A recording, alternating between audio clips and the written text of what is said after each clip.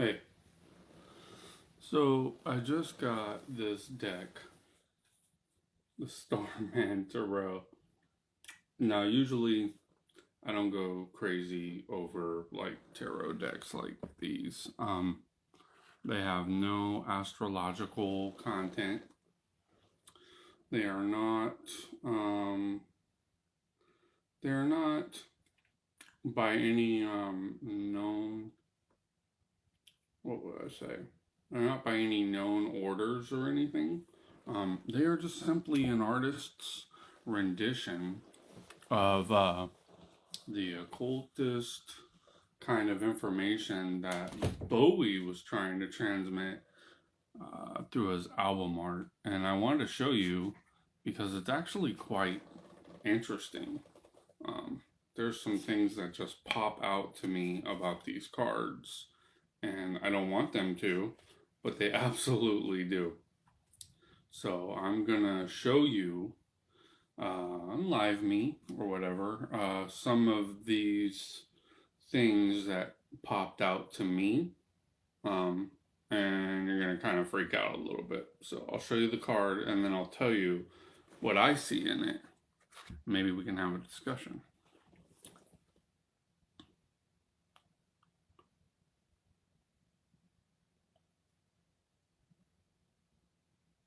So, what I see in this card is if you look up here, you can see a geometrical form of it looks like a six-sided Star of David. There's a sun there, so whenever we're looking at the six-sided Star of David, we're kind of getting into the realm of Tiferet, and you can see that this cosmic clown is pointing his left hand at the sun, and right here there's a ray coming out, and it's lighting up the sun, which I can only think is Tiferet. So the cosmic clown is using the nonsensical and the irrational to point out the fact that there is a structure other than we're used to. It's super weird how much this deck is actually talking to me because it's like a David Bowie fanboy deck. I wasn't thinking that would happen. I just looked at the images and I was absolutely taken by them. So there's more and more, but I'm not going to necessarily go into every aspect of the card because they're super busy. So there's that one. This is one card. There's more and more in it, but I can't possibly just talk about all of that because it would take an entire hour to talk about the traditions that those kind of imagery come through, and the people that have most spoken about it. But there's some stuff packed into this tarot. So here is what should be the magician, but they call it the Starman. It is absolutely phenomenal. This is just mind-blowing, and I'll take a moment and meditate on it with you. Let's see, well, the first thing we got is look at the Starman has in its stomach, because it's kind of it's an androgynous figure. So they call it the Starman, but it's more like a star, not man, but like a star anthropos, star human. So you're using the male signifier there, but it's not really about a male at all. It's about a very androgynous figure that's standing there lighting up from a central point. If you see right there, they're lighting up from a central point. Like I said, there's so much, but if you look, this is what really hit me. See right there? It's a fetus. Now, you can say that the Starman is a demon that eats babies. I don't think that's what's happening. I think this is the fetus, and it is actually the meditative aspect of what the star Anthropos is doing. I mean, the cosmic Anthropos is doing when it is meditating. You see how it's holding up a stance that the two legs have become one? Yeah, that is very important. The left and right have become one sort of pose. That's a unity, a yoga, so to speak. So when the star human is doing a yogic action of either the heart, you can see a heart symbol there, of the head, you can see a crown at the head, or of action, of unifying the action with the purposes of the soul, that gives birth to the child of these behaviors. And it also shows that maybe the children of the actions of the anthropos are actually being born.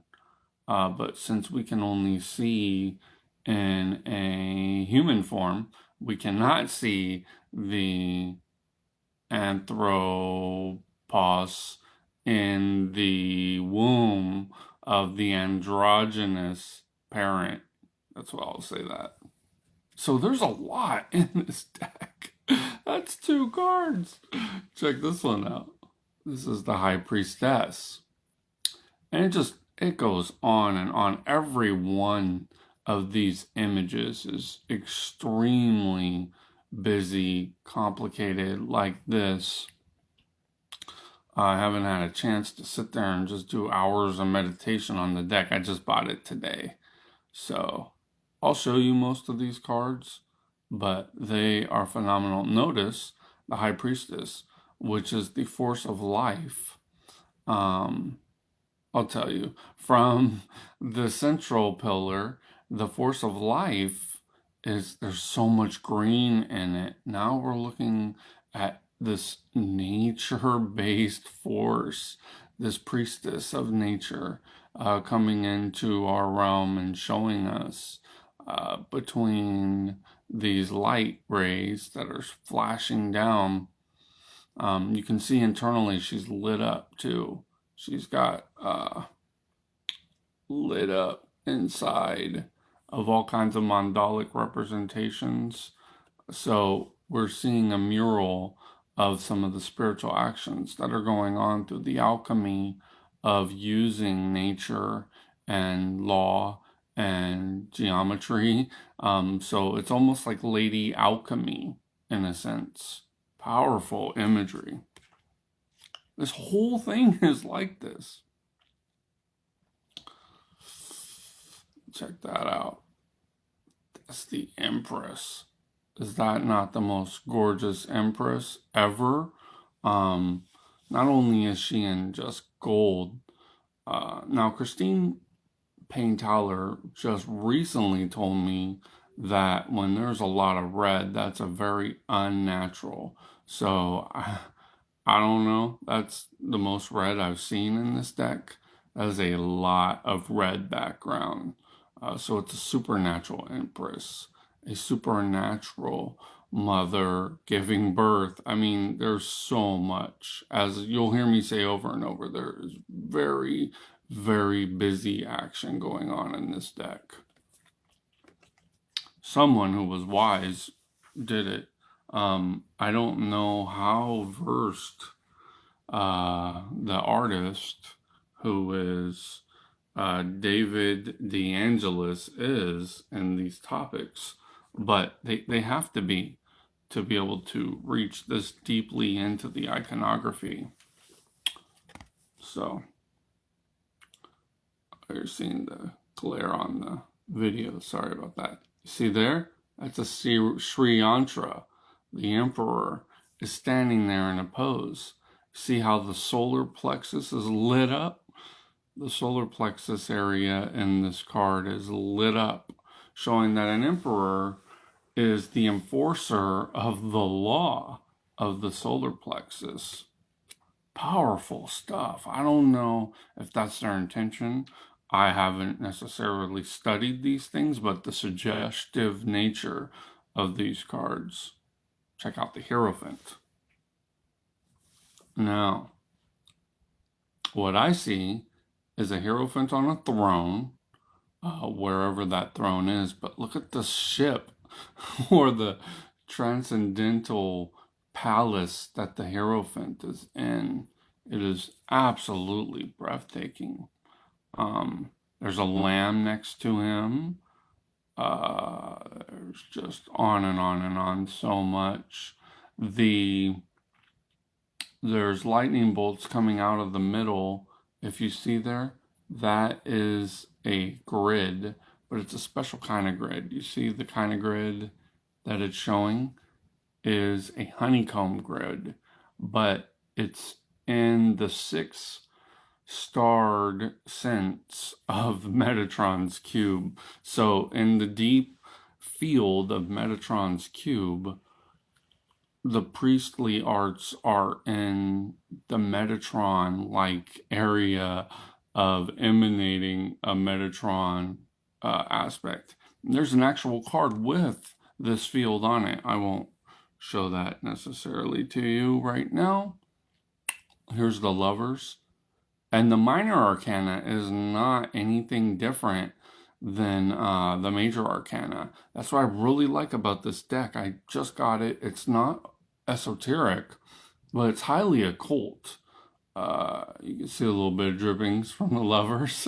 And I think that's appropriate because the Lovers, you know, there's no love without moisture, so to speak, even moisture in the heart. But that one's definitely a hypersexual moisture. So the next one we got is the Chariot. Someone just asked me, do I love brunch? I'm not going to talk about the Lovers and brunch, but this figure, which I haven't done much contemplation on, is a Chariot. Oh, but it looks like there's some kind of beasts. If you look at these beasts, so it really brings forth, instead of the horses, you're seeing that there's beasts here, that it's definitely depicting. That's just 7 cards. I don't know if you guys are ready for more.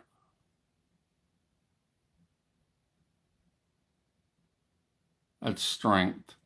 Look at those lions. It's just breathtaking. The imagery, and Bowie said that DeAngelis was actually a visual alchemist. So when you're looking at these cards, you're warped from the foreground, the background, from the character itself into a totally transcendental state of viewing.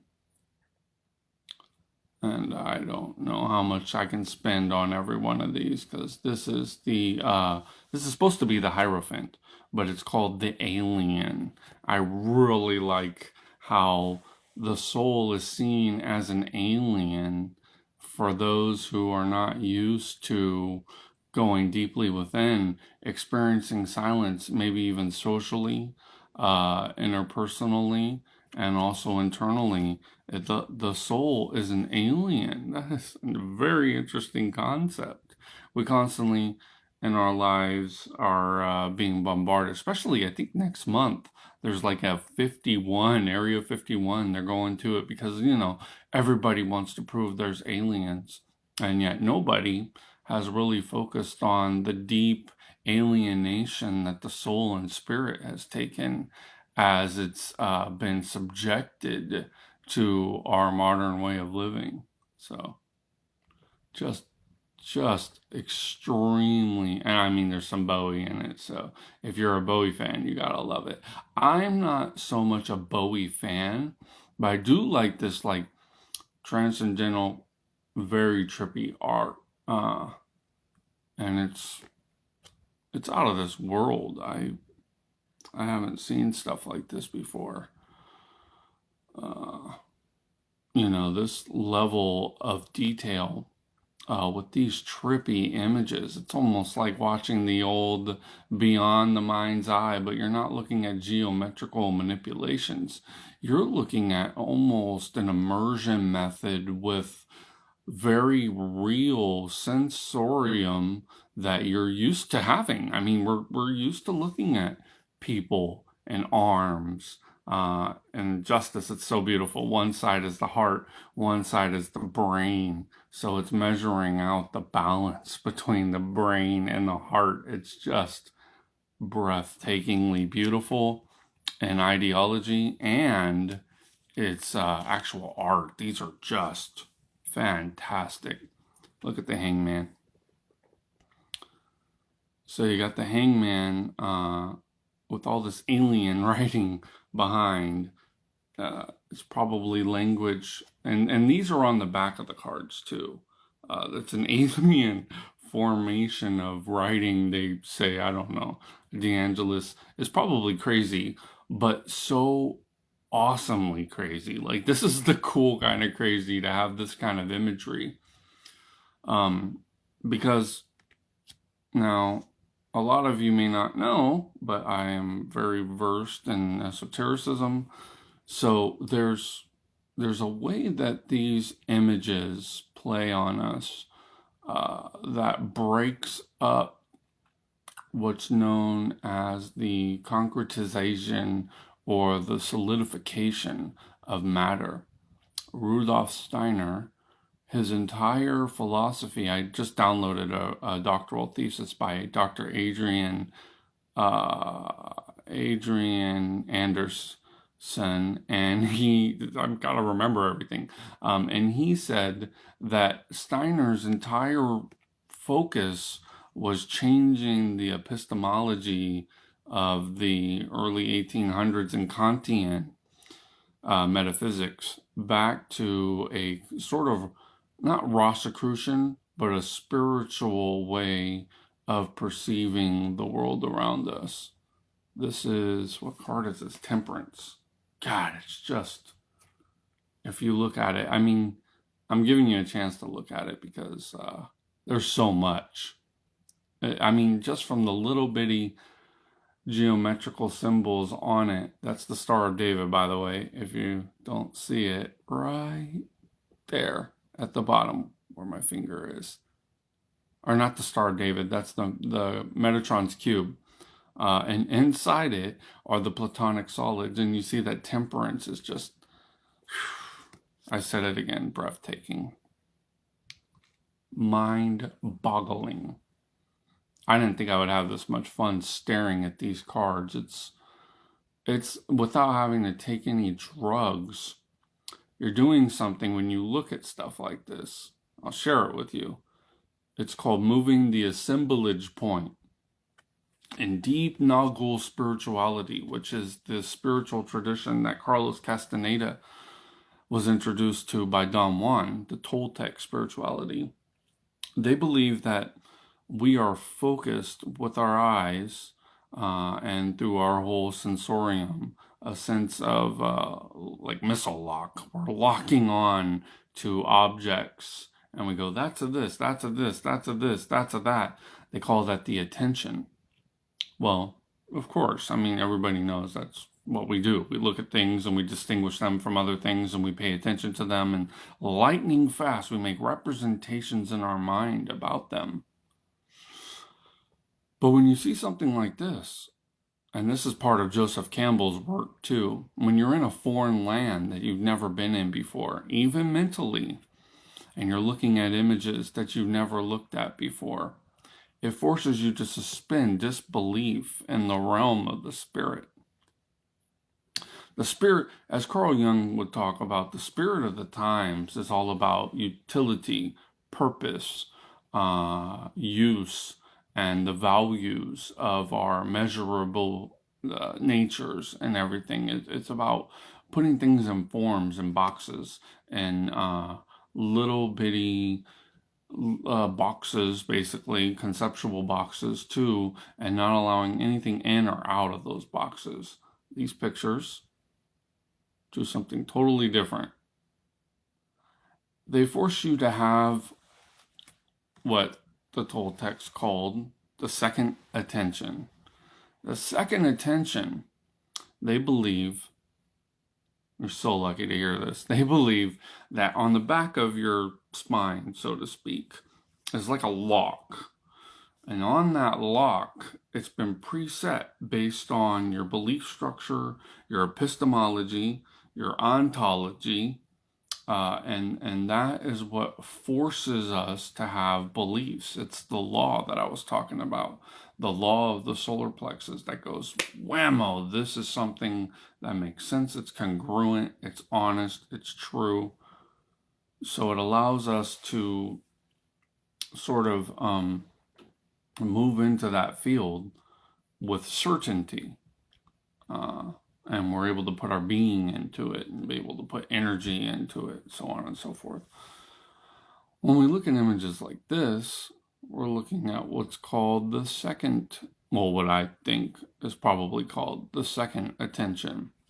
And what this was is when they took the mescaline and they got into a place of altered state, the assemblage point would start to shift. It would open up the locked sensorium of the magical practitioner. So in the Nagul tradition, they get you totally loaded on mescaline. I think it's mescaline, mescalito. So they get you totally loaded on it, or any kind of transcendental experience that they can induce into you. In the ancient Zoroastrian mysteries, they called it Hauma, Haoma. And what it was is it was, it's in Hermetic mysteries too. I mean, this is throughout all mystery sciences and societies. But what they would do is they would alter your state, and then they would present images or depictions that would bust your ability to form cognitions of these things with the same kind of assemblance that you would do before. So in the mysteries, you would go through this heightened energy experience. You would be, most of the time you would be fasted. You wouldn't have any sex. You would abstain from anything pretty much that would activate your nervous system. It's way more complicated than that, but oversimplified in a materialistic plane, it would activate your nervous system. So your nervous system would be ready, and they would take you through this experience, and then they give you, not drugs, but they would give you a mild stimulant, so to speak, like a leaf that would have a little bit of a psychoactive principle to it. And as they accentuated this with the heightened state of awareness, your assemblage point shifts. And then at that time, they flash to you an image. Now, it was not as phenomenal as these cards. The image was sometimes just a picture of your face in a piece of glass, a mirror that would show to you. But the mirror wouldn't be a real mirror. Inside of it, it would have like a gimmick of death or something. And so at that moment, they would flash to you this mirror, and you'd see an image of death on this side of your whole sphere. And you would associate to that side this particular psycho-spiritual concept. Amazing, amazing stuff. So I just told you, in a way, because I'm not very, in fact, nobody is very knowledgeable about what happened in practices such as the Eleusinian mysteries, but in a lot of the Chthonic practices, you'll go into a deep somnambulistic state where you're sleeping, and then you will start to have this assemblage point, or this little bitty area in your head that forms in your brain, and it'll open up and it'll allow you a perception. And since light is no longer coming in, this is one of Mantak Chia's principles and his highest form of Taoism, or whatever you want to call it. It's universal Tao system, but it's not necessarily based on any kind of like reading. It's an experience that you have, and you are light deprived. You're given a pill that helps your brain start to formulate proper sequences in the DNA, and you would go on to like a trip through the DMT. That's what it's called. DMT, like molecule, but it's a forced DMT experience. But also the conditions are set up for it to happening. Whammo! You have an enlightenment moment. So this was what was done in the Catonic times, pre-Socratics, by experiences such as light deprivation. They also did it in Taoism, the Dragon Gate school. I think it's called the School of the Dragon Gate, or the School of Clear Realization, maybe. I forget the name, but it is, I think it's the Cleary translations. I didn't know I was going to talk about this, so I could easily grab a book. But I think it's called the Dragon Gate School. And what they do is they do these sort of isolation practices and extreme trial in order to get you to go through these initiations to experience contact with the Taoist immortals. It's phenomenal stuff. I don't know how to do it. It's in Nidan Chinese alchemy, Taoism, and extremely limited to a few people. I have a couple of books, but it's very out of this world. I would link that kind of shamanism with the Toltec and Nagul shamanism of the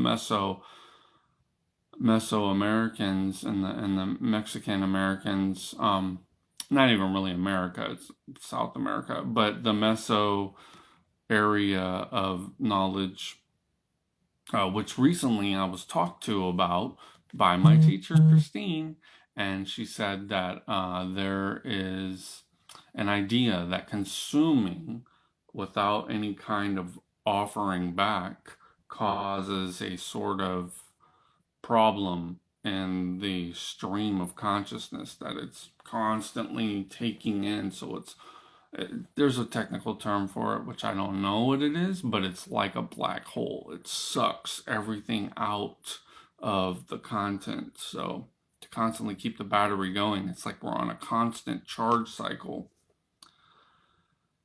At any rate, this is the Three of Cups. I mean, every single card is just phenomenal like this. Every one of them. It's not like you have the trumps and then all of a sudden you're in this boring land of not being able to figure out what you're looking at. Probably won't be able to go through all 78, but I'll show you these cups. So it's absolutely amazing. This is a really good deck, and I hope to do a little bit more study on it. Definitely, since the assemblage point is turning, there is a sort of, like I said, suspension of disbelief in the realm of the spirit, or what Jung called the spirit of the depths. He had to go through a mystical experience to be able to see something like we're able to just see right here. He had to actually go in, meditate, get centered enough, and actually be used by this whole stream of consciousness to present to us that there is a form beyond the rational, beyond the reasonable, that is actually more real than what we call real. So I feel a little bit like Morpheus right now, playing with people's dreams. At any rate, we'll leave on this one. This one's great. Look at that. I haven't preloaded the conversation with any of this. I mean, there's geometrical forms. Look at that. That is a Metatron's cube. Right there. Metatron's cube. So this is the kind of stuff I'm talking about. Whoever put this deck together, DeAngelis, he was not isolated and unknowing of some of the deepest systems of Western esotericism and Eastern esotericism. I mean, these are pretty loaded things. So with that, I'll let you go by the Starman Tarot, and he'd like to come and meet us, but he thinks he'll blow our minds. All right, I didn't sing it, but I mean, it's just phenomenal. David Bowie fanboy tarot, and it turns into that. I'm done.